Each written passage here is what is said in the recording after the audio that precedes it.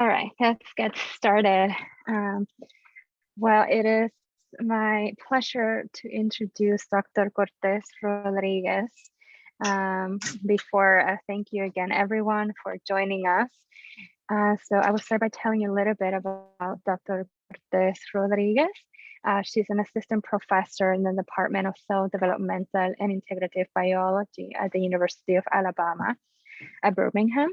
She obtained her PhD from the University of Chicago, where she focused on the autophagy mechanisms underlying the pathogenesis of genetic prion disorders. She did her postdoc afterwards at the University of California in San Diego, working on the role of autophagy dysfunction in polyglutamine disease. Dr. Cortes Rodriguez has had her own lab since 2019, just a bit before the pandemic started, and her group on, especially in the context of biology and neuropathology. And she also looks at exercise as an intervention against age-associated neurodegenerative diseases. So again, I'm very, very excited and looking forward to Dr. Cortes Rodriguez talk. Just to remind everyone, please use the Q&A to add your questions, and we will ask them at the end of the talk. So welcome, and please feel free to share your slides. And Awesome. Thank you so much for that great introduction, Ed-Marie. Let me get my slides up. So give me a thumbs up if they're looking okay. Yes. So everyone for coming. I know it's the week before Christmas and the long holiday, so hopefully we can make it through.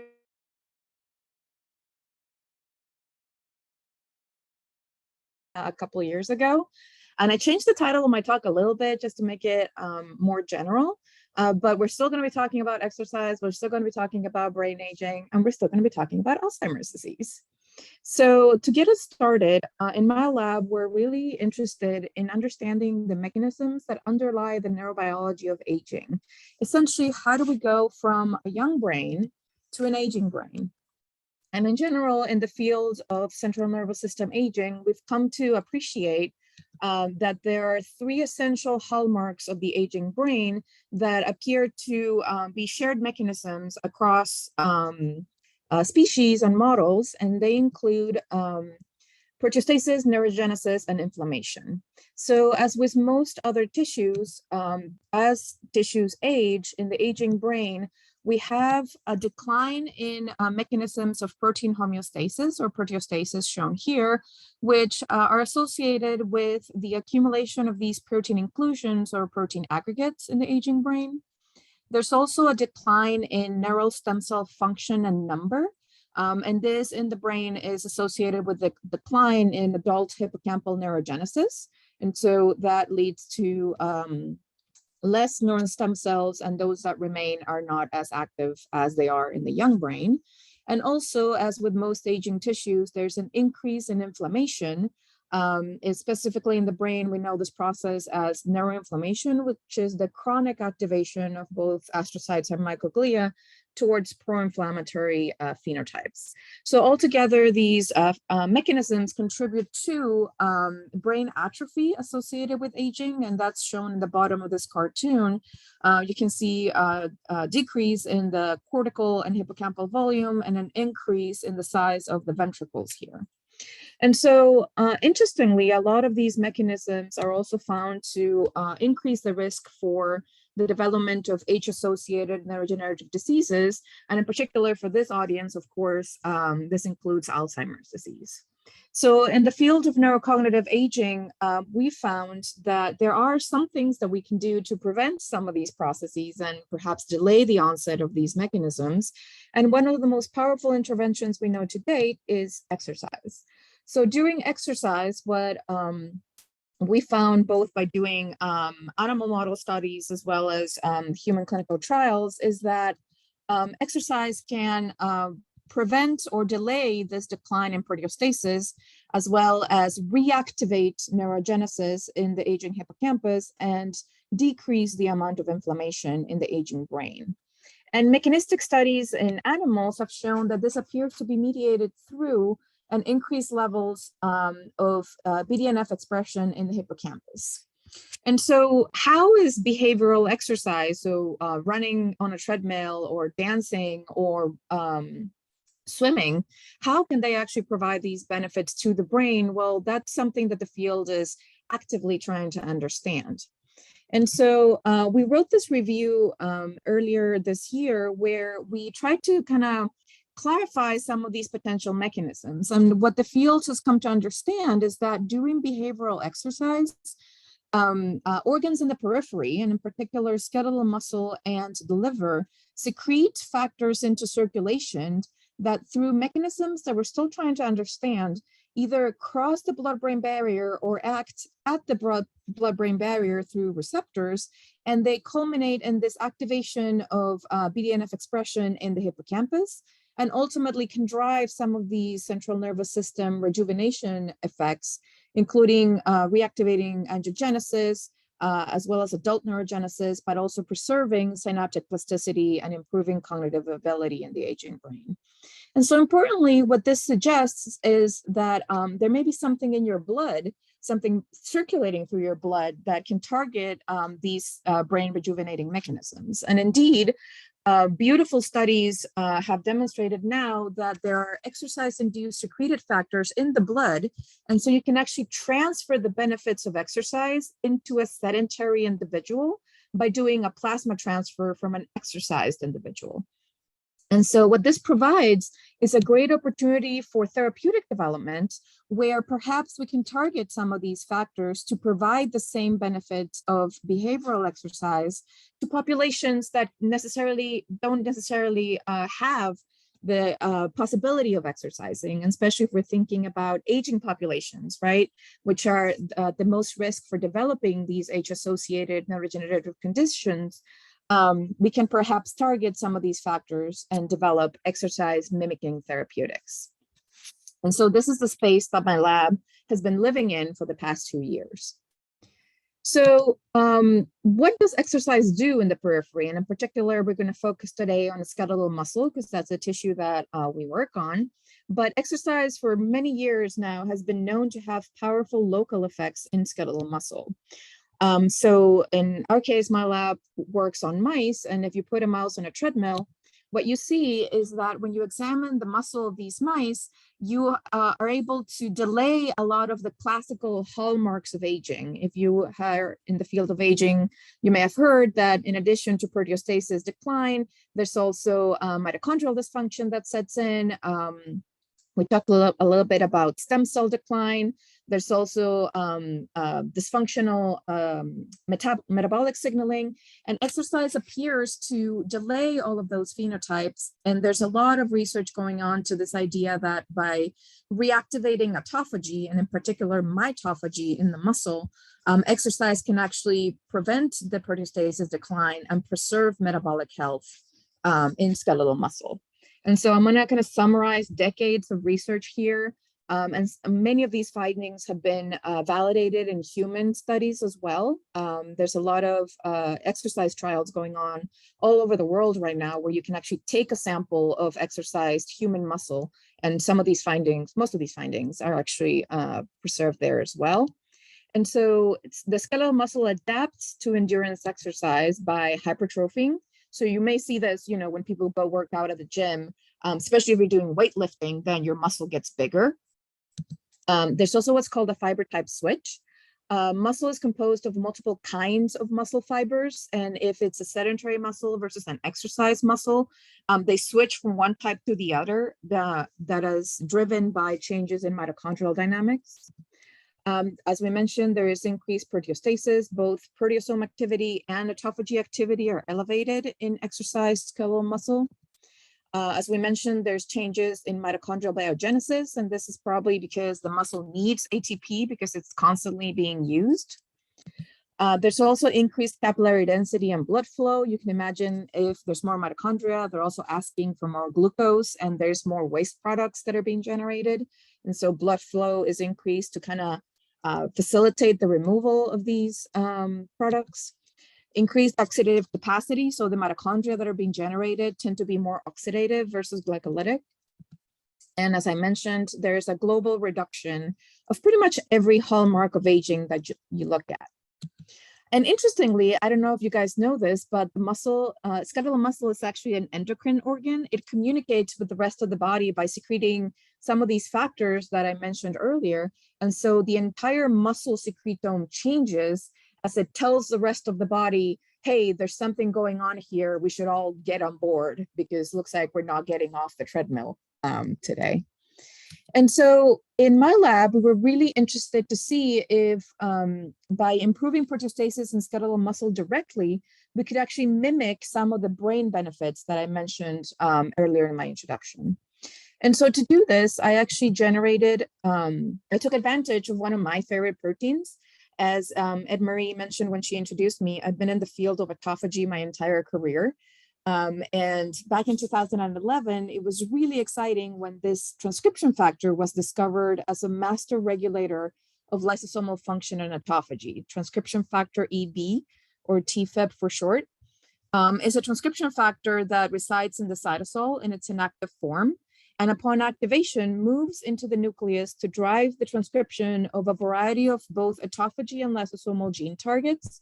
And if you're familiar with the autophagy pathway, you may realize that actually it hits every single step of the autophagy pathway, all the way from the vesicle formation and the autophagosome creation, essentially, through cargo recognition and the fusion of these newly formed autophagosomes with the lysosome, as well as the cargo degradation itself once it's been delivered to the lysosomal lumen.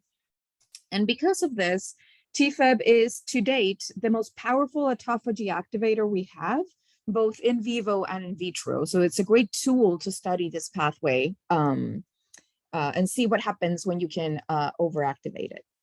And so what I did as I was transitioning to my independent faculty position was I created an inducible overexpressor TFEB transgenic mouse. And so I took the human TFEB transgene and I placed it downstream of a stop codon, as you can see here, such that you would only achieve expression of the transgene in the presence of a Cre recombinase.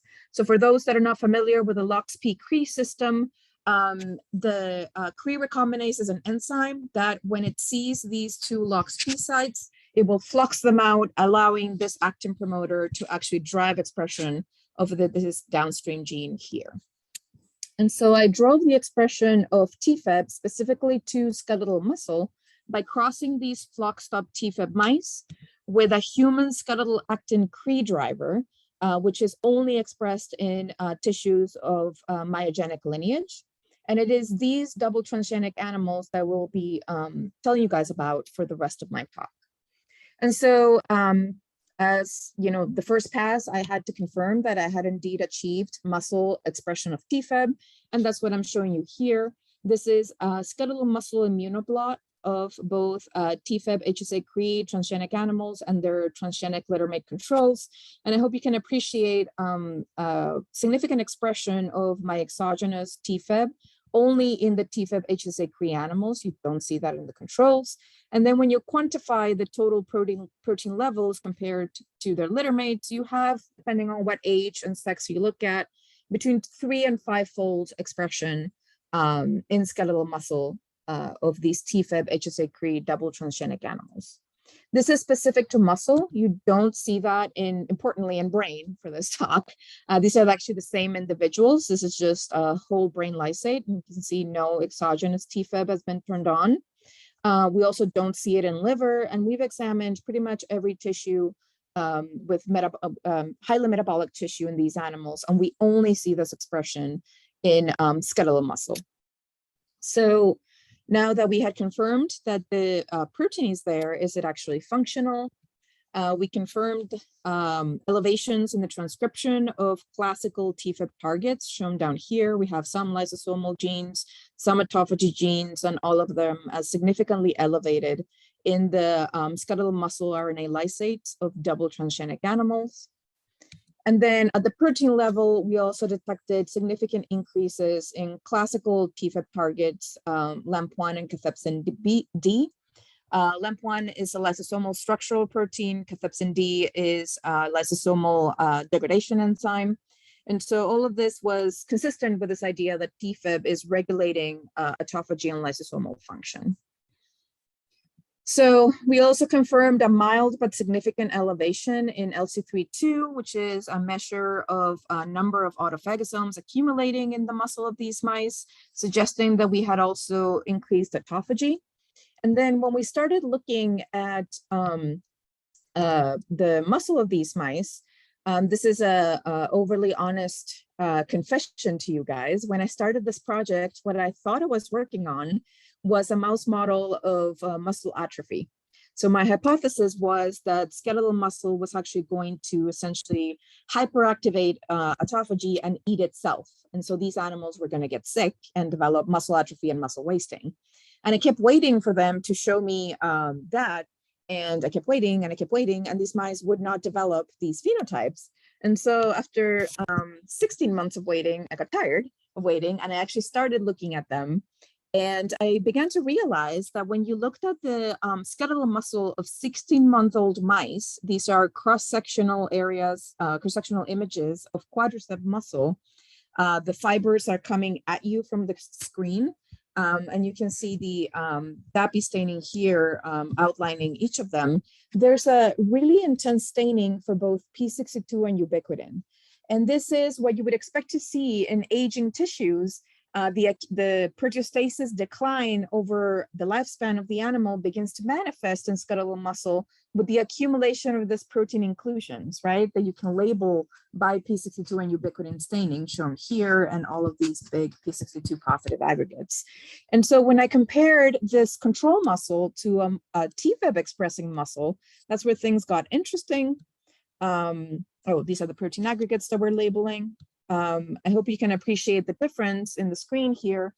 This is age-matched 16-month-old TFEB expressing muscle. You can see that the load of P62 and ubiquitin aggregates is massively decreased, which consistent with this Western blot data and our lysosomal analysis that we did before, suggested that by expressing TFEB, we were maintaining protein quality control and proteostasis activity in the muscle of these animals and preventing the accumulation of these structures. So was this really the case? So we did some H&E staining. These are again quadricep cross-section stains. The fibers again are coming at you from the screen. You can see individual fibers here. And again, consistent with what we saw with the immunostaining before, we began to see classical signs of skeletal muscle aging, which include the decompactation of the fibers. So these empty spaces shouldn't be there. Also, the movement of the myonuclei. In young, healthy muscle, the myonuclei always reside in the periphery of the fiber. And as the muscle gets old, that architecture begins to disappear. And you can see in the yellow arrows, these myonuclei stains in purple have begun to migrate to the middle of the fiber. And then we also saw these trichrome positive structures shown here in red, which quite likely are the P62 and ubiquitin positive structures that we're staining in our immunostaining as well. And again, if I show you age-matched muscle TFEB expressing animal, I hope you can appreciate the difference. The myonuclei are where they're supposed to be. These structures are barely there or completely absent, and the decompactation of the fibers is significantly reduced. So again, we're preserving muscle architecture by preserving autophagy in the muscle of these mice.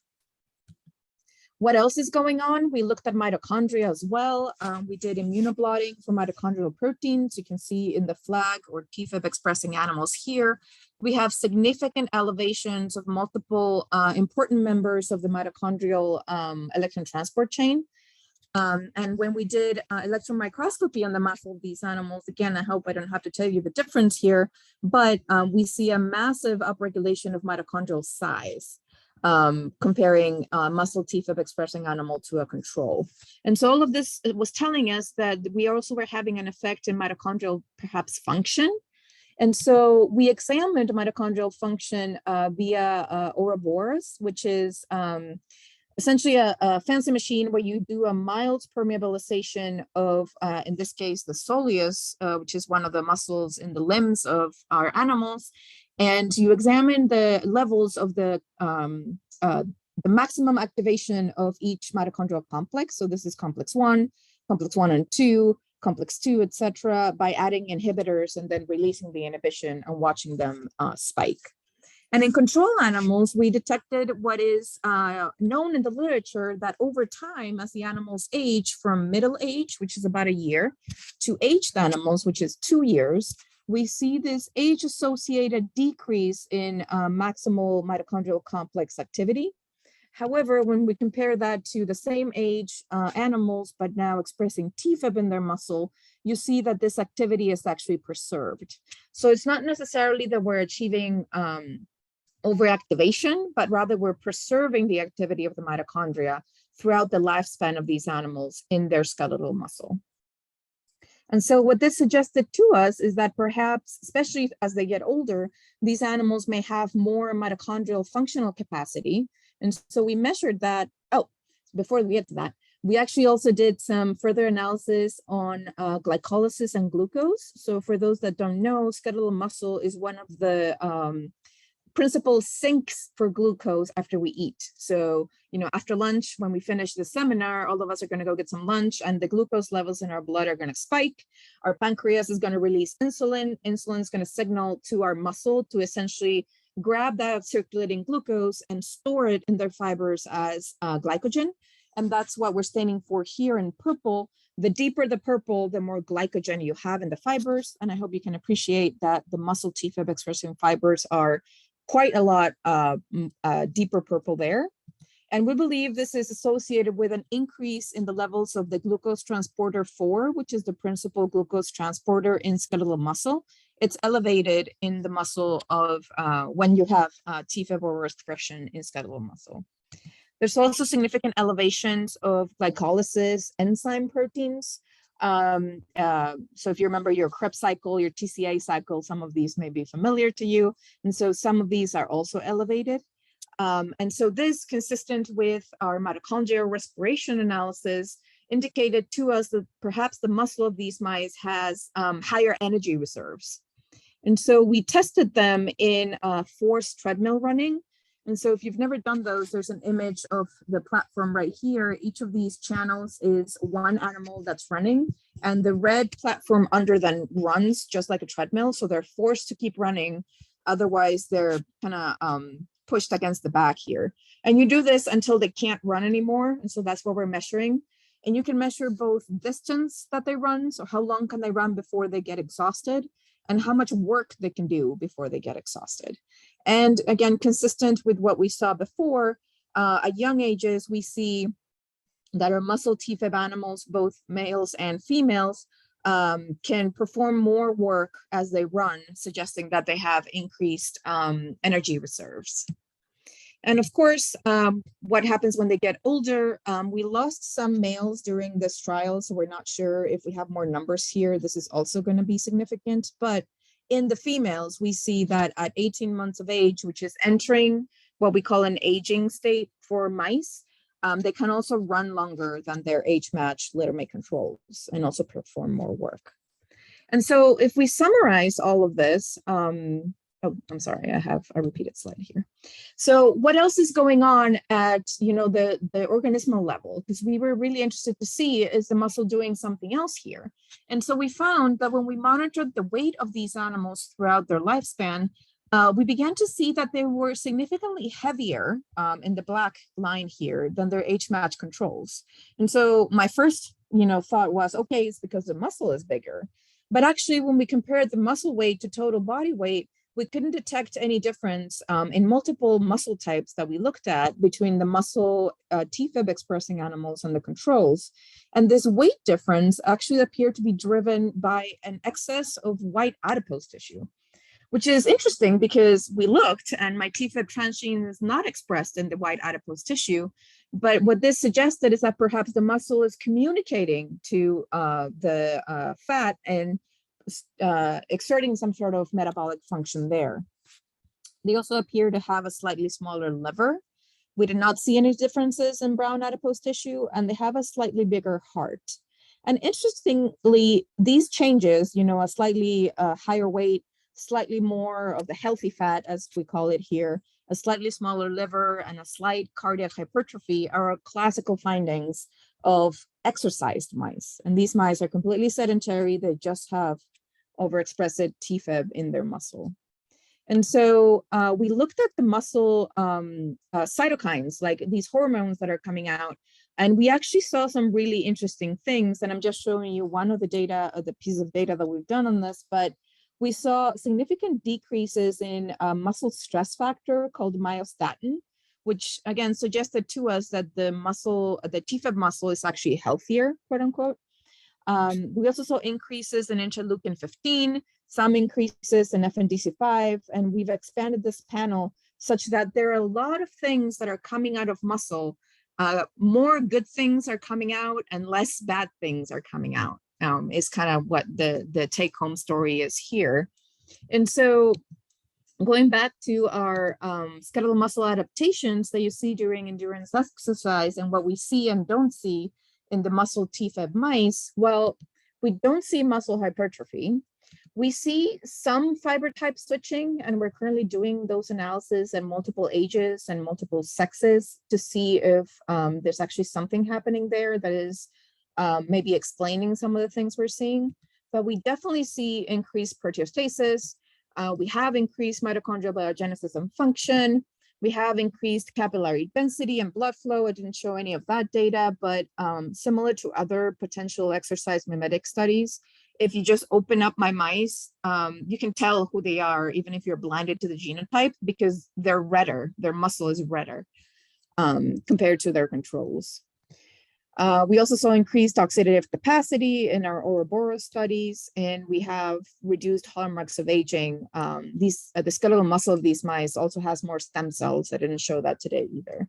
So, and they also have a myokine profile. So myokine is the name we use for muscle originating cytokines that is very consistent to what you see coming out of muscle during exercise. So this is how we got into this idea that perhaps by expressing TFEB in skeletal muscle and increasing muscle proteostasis, we may have potentially generated some sort of exercise mimetic in skeletal muscle. But despite what you may think, given what I've spent the last 30 minutes telling you about, I am a neuroscientist, so I'm really interested in the brain. And so we wanted to see what is going on in the brains of these animals. And so we started looking at old mice because that's when we were seeing the benefits in the muscle as well. And so we took the brain of 18-month-old animals and we did qPCR analysis for proteostasis regulator. So what is going on with the protein quality control pathways in the brains of these muscle TFEB expressing animals. And interestingly, we saw mild but significant elevations of master regulators of proteostasis, including heat shock factors and hypoxia responsive factors, as well as sirtuin. All of these are key elements that regulate multiple aspects of protein quality control. And when we dug a little bit deeper, we also saw significant elevations in chaperone expression, both in the cytosol and in the mitochondria, interestingly. And also some elevations in autophagy and lysosomal genes. Now, importantly, as you remember from one of my first data slides, this is independent of any brain expression of my transgene. We've looked by qPCR, we've looked by immunoblotting, and my transgene is not expressed in the brain of these animals. So this appears to be a muscle to brain response. So is this actually this transcriptional elevations in these proteostasis regulators actually having a effect on protein accumulation in the brain? So one way that you can look at that is we're going to focus now on the hippocampus. And the reason we did that is because hippocampal atrophy is one of the well-established hallmarks of the aging brain. The hippocampus is super sensitive to aging, number one, but also two, to these potential circulating factors that we're thinking about, because it's right there next to the ventricles, right?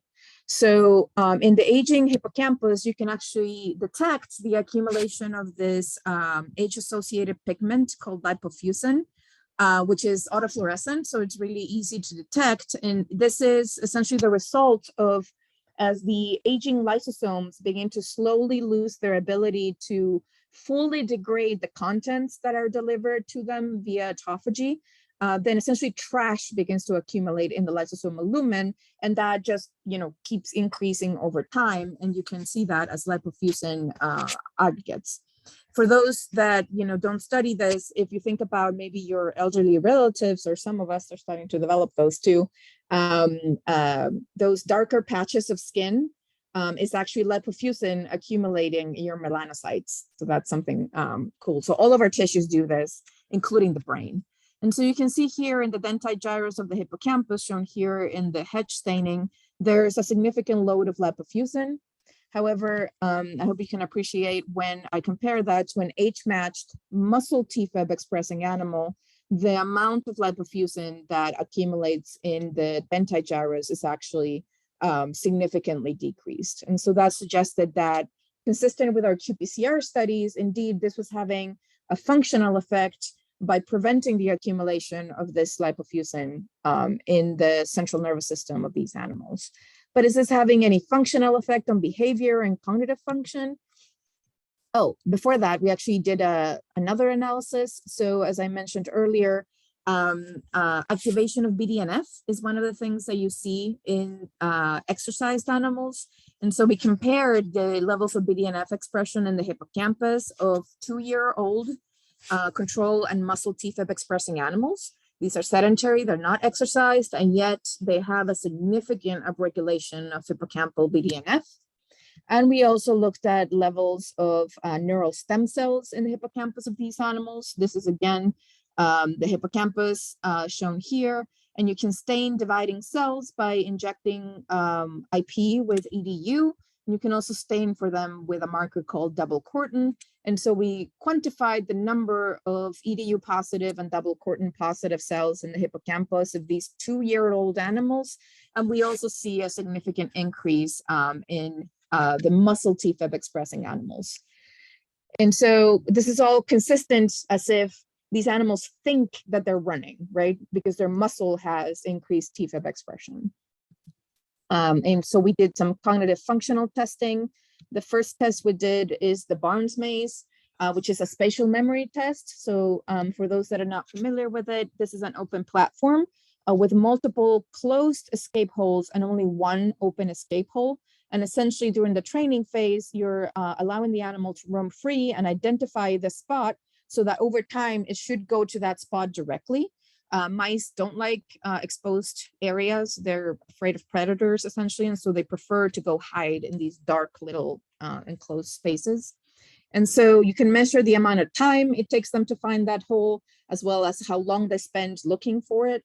And essentially, when we do those studies, we find that our muscle TFEB 2-year-old animals escape a lot faster and commit a lot less errors than their age-matched littermate controls, suggesting that they also have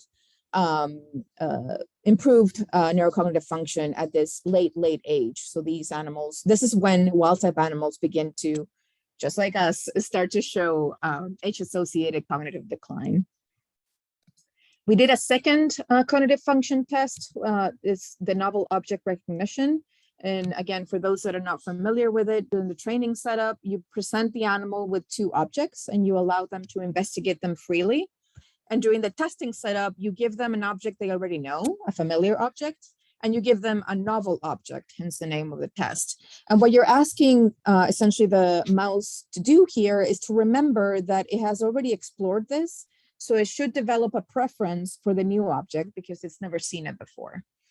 And again, when you do this test and you present them with a novel object C, our muscle TFEB animals have a higher preference for that compared to their age-matched littermate controls, suggesting again that they also have better cognitive performance in this test compared to the other one. And so all of this is, of course, in the context of healthy aging. And this is, if you've ever attended an aging talk or you work in the aging field, you may have seen this. These are the classical 8 hallmarks of aging. And so we talked today a little bit about loss of proteostasis, mitochondrial dysfunction, stem cell exhaustion, and altered intercellular communication, right? So interestingly, when you think about it, for those of you in the field of Alzheimer's disease, most, if not all of these, are also features of the Alzheimer's disease brain, right? So we wondered if we're able to preserve cognitive function and proteostasis in the brain of aging animals by activating muscle proteostasis. Can muscle proteostasis provide some of the same benefits in the context of Alzheimer's disease pathology? And so what we did is we took our animals and we crossed them with two separate models of Alzheimer's disease pathological markers. So one is the human tau model that expresses this tauopathy associated mutation. And these mice develop a bunch of phenotypes, and I encourage you to go look at them here if you're not familiar with them. But then we also used a separate model called the 5XFAD, which carries 5 different familial Alzheimer's disease mutations. And the reason we picked these two animals is because of this. So this tau model accumulates tangles, but no plaques. And this 5XFAD model accumulates plaques, but no tangles. So what we wanted was to kind of separate the potential benefits of our muscle TFEB expression on these two markers independent from each other. And importantly, both animals develop essentially neuroinflammation, the activation of microglia, the activation of astrocytes, and chronic pro-inflammatory signaling in the central nervous system. And so today I'm going to show you some data that we've generated that leads us to believe that, yes, our model can also protect against these two phenotypes. So we're going to start with our tau mice. So here on the top right, I'm showing you Western blotting of quadriceps of both tau model or a tau model in our TFEB, muscle TFEB expressing background. And you can see TFEB expression here in skeletal muscle immunoblots. And then I hope you can appreciate the difference. This is, again, the denti gyrus of the hippocampus. The tau animals accumulate phosphotau's, shown here in green, as well as, incredible activation of both astrocytes in white and microglia in red. This is 6 months of age when there's frank pathology, frank neuroinflammation in these animals. And I hope you can appreciate the difference that an age-matched littermate expressing TFEB in its skeletal muscle has significant reductions in the amount of tau, in the amount of microglia that are activated, as well as in the number of astrocytes and astrocyte reactivity. And so this was super exciting for us because it means that we can actually protect against the accumulation of, number one, tau, but also two, neuroinflammation. And so we've performed some preliminary studies on the hippocampi of these animals. And this is qRT-PCR for BDNF, obviously a neurotrophic factor, but also a recently identified neurotrophic factor that's important in Alzheimer's disease called FNDC5. And what you can see here, when you compare a control animal that has no tau compared to a tau animal, both of these neurotrophic factors are down. And we can actually rescue that by expressing TFEB in the muscle of these animals back to significance in these and almost back to significance in this group. So again, suggesting that by expressing TFEB in muscle, we're somehow manipulating the neurotrophic signaling in the central nervous system of these animals and preventing the accumulation of tau, as well as recovering neuronal survival signaling in the brain. So we then were super interested to see what was going on at the transcriptional level in these studies. And so we ran some of these samples through the NanoString Encounter Alzheimer's disease panel. And for those that are not familiar with it, it's essentially a mid-throughput RNA-seq focusing on about 700 genes that are associated with Alzheimer's disease pathology that have been collated from decades of research, both in human and animal model studies. And we submitted the hippocampus of 6-month-old males, both single transgenic tau animals and tau animals with our muscle TFEB expression. And we're currently doing the analysis on these, but just to give you an idea, we are rescuing multiple units or clusters of genes associated with both deficits in transcription and splicing. You can see that here, as well as lipid metabolism appears, genes are differentially expressed, and trophic factor signaling is also elevated in these guys, consistent with what we saw by our qRT-PCR studies. So suggesting that indeed we're changing the transcriptional profile of the hippocampi to probably achieve this reduction in tau accumulation and reductions in neuroinflammation. So what about the plaque-based model? We're still working on these, but I got this data about 2 or 3 weeks ago, so I just wanted to share with you guys. In this case, we're looking at the 5-XFAD model. So this animal accumulates amyloid beta plaques, both in the hippocampus as well as the cortex. And we're still doing the quantification, but preliminary studies do suggest that we are also reducing the plaque burden in these 5-XFAD animals that also express muscle TFEB compared to their age-matched littermate controls. And again, the parallel analysis of qRT-PCR studies also show that we're rescuing these changes in pro-inflammatory signaling in the hippocampi of these animals. So all in all, what I hope I've shown you today is that we believe that we've identified a new way or a new mechanism that can provide some rejuvenating effects to the aging brain and also the Alzheimer's brain. And that by overexpressing muscle TFEB, we've improved muscle proteostasis throughout the lifespan of this animal. We've improved muscle metabolism. Mitochondrial effects are there. Glucose responses are there. And so we believe we've preserved muscle health during aging, and that this also preserves what we like to call the young muscle secretome, and also created something that is very similar to an exercised muscle secretome, and that these new factors and these new signaling pathways are actually novel mechanisms that can provide neuroprotection to the aging brain and also during age-associated proteinopathies. And so with that, I'd like to thank the people that made this work possible. This is my lab. This was our first in-person hangout after we all got vaccinated and boosted. And so they are the ones that are working really hard in the lab right now while I'm doing this. Also our funding, we're funded by an R03 and an R01 from the NIA, and we recently received some funding to test these animals in models of Parkinson's disease from the American Parkinson's Disease Association, and all my collaborators and you guys for listening. And I would love to take some questions. Thank you so much for such a wonderful presentation. We actually have 2 questions. The first one comes from Gabriel, and his question is, how did you quantify total protein levels in TFEB mice and other protein expression levels from the immunoblots? So we do that by immunoblot densitometry analysis.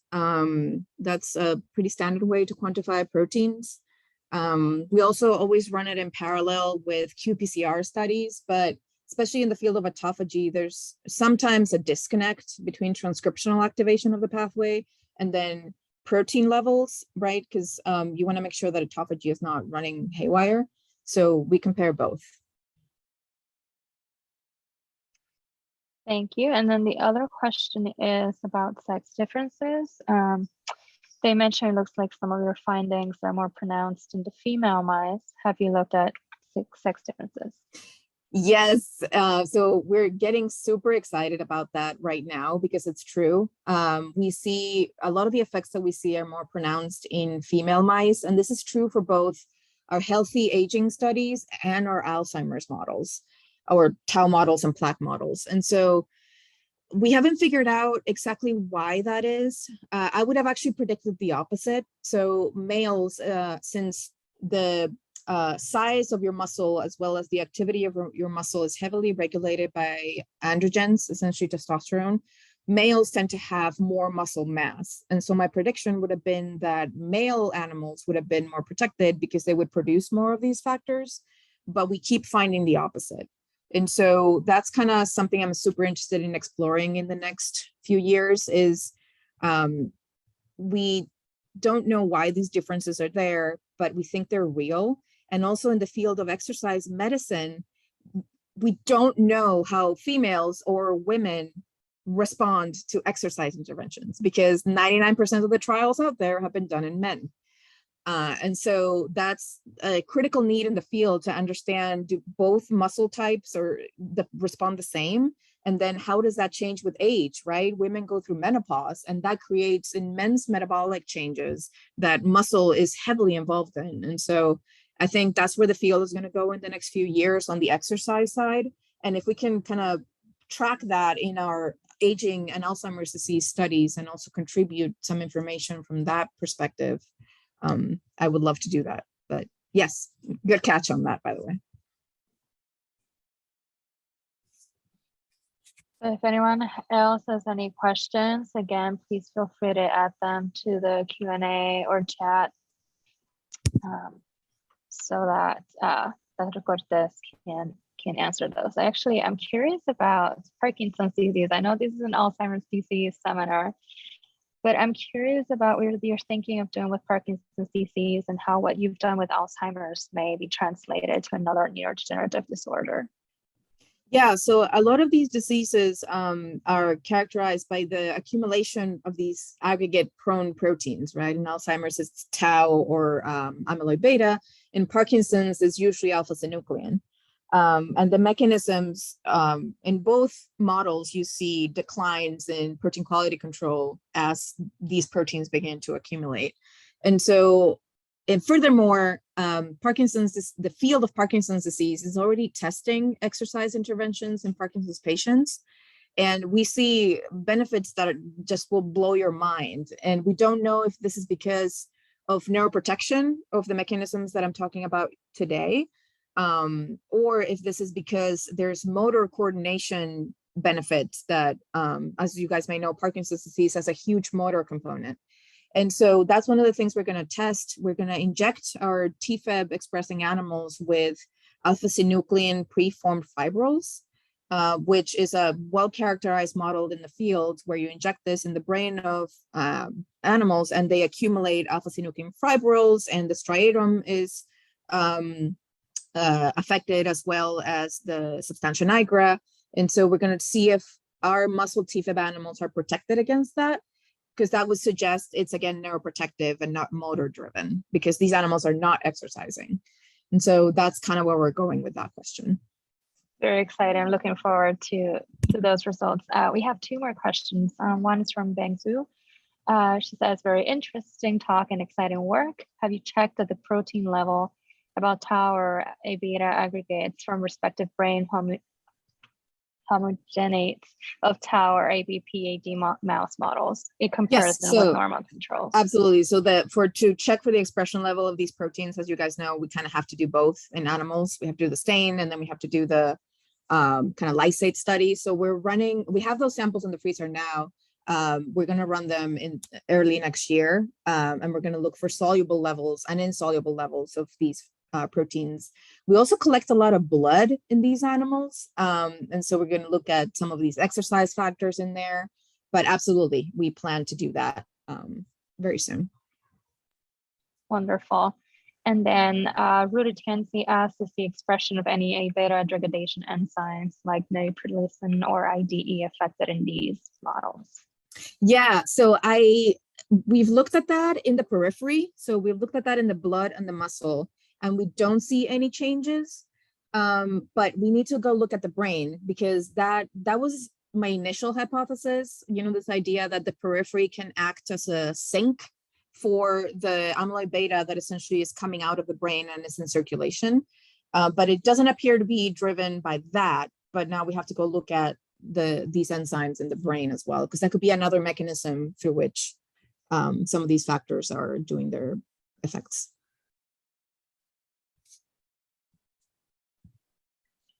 Wonderful. Any other questions?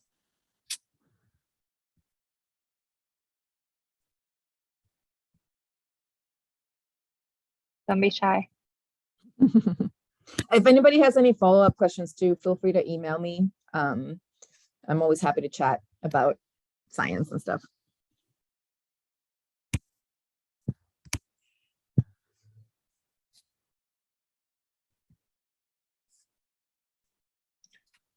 All right. Well, if no one has any other questions, maybe we can end early today. Again, feel free to email Dr. Cortes Rodriguez if you have any questions after this.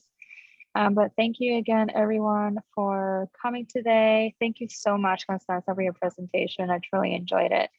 And I hope you all have a happy holidays, and then we'll continue again next year in January with our next MAP round. So please stay tuned. All right. Well, Thank you so much you. for Have the a great invitation. weekend. Yeah, happy holidays, Thank you. everyone. Bye.